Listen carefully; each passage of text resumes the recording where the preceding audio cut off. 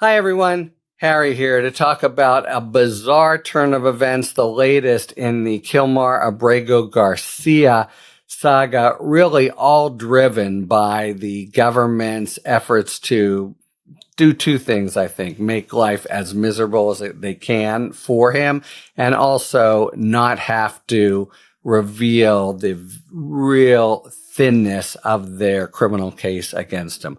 Okay. To cut to the chase, what happened today, you had a magistrate who already has ruled that the government can't show the basis for keeping him in jail pending the criminal trial that he has to defend about the charges in Tennessee, has granted his motion to keep him in jail, even though there's the legal basis under the Bail Reform Act isn't there. And why does he want to stay in jail? Because the government has made clear that as soon as he steps into liberty, they want to grab him, put him in a detention center, and try to deport him to a third country, not El Salvador, but a country that he's not a citizen of. And so he said, don't let this happen. They just want to deport me at any cost.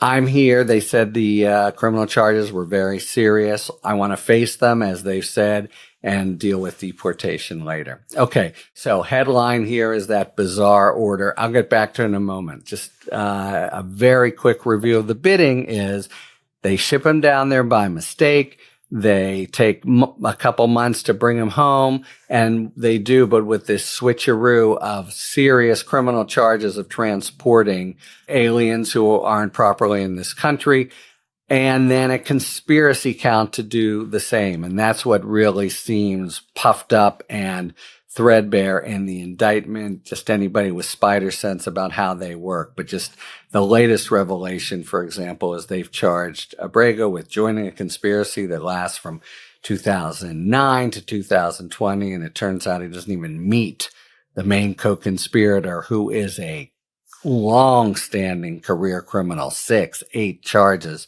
Doesn't even meet him till 2015. So the effort to sort of portray Kilmar Abrego Garcia is, right up there with this guy. It seems really overdone, and just a way that the U.S. tried to sort of snatch victory from the jaws of defeat. They bring him home, but then they say, oh, he's this serious criminal, and you'll see, and charge him in Tennessee. At that point, there's the normal, do we detain him? The court says no. And he's ready to be released on conditions. But the government makes clear that we're going to just grab him and send him to a third country now. And he's made emergency motions, has Abrego, in both Tennessee, where the criminal charges are, and Maryland, where he had brought a habeas corpus action when he was marooned in El Salvador, to say, don't let them do this. Don't let, we forced them to go through with the criminal trial they said was so important. Don't let them just take me. And here are emergency motions filed in both places. So the magistrate judge in Tennessee says, I'll hear this motion.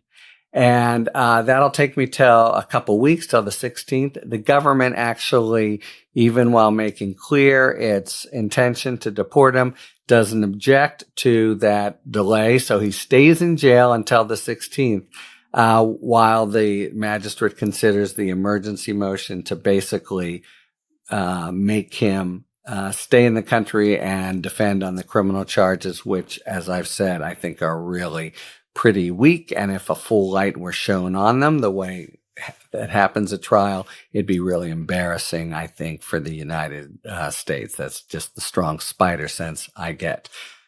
That said, so we're going to go through the emergency motion, but I've read his papers. I think the legal basis for saying you must, United States, make me go through the criminal trial, you may not just deport me, even though you've said you want to make me stand for the criminal trial, but you have to do this first.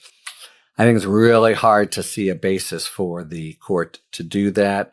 And he'll now have a couple weeks while they decide whether they have the power.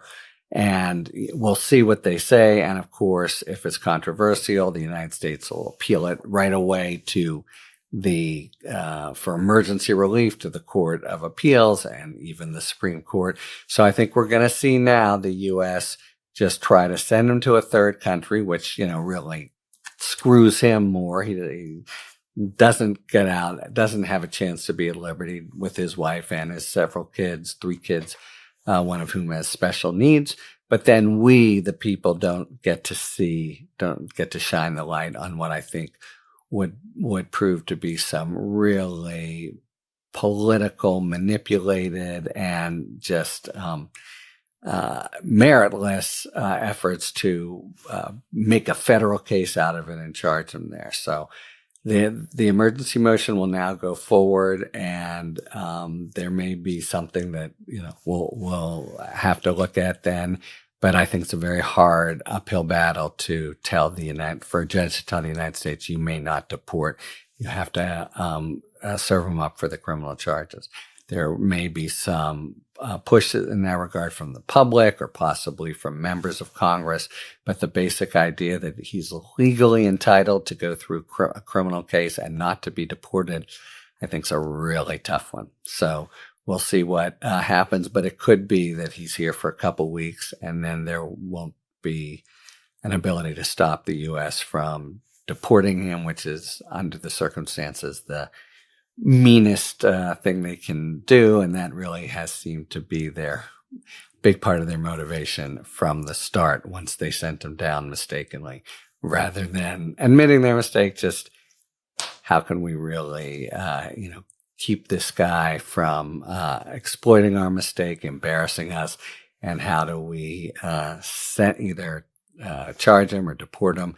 And I think they're going to wind up looking to deport him.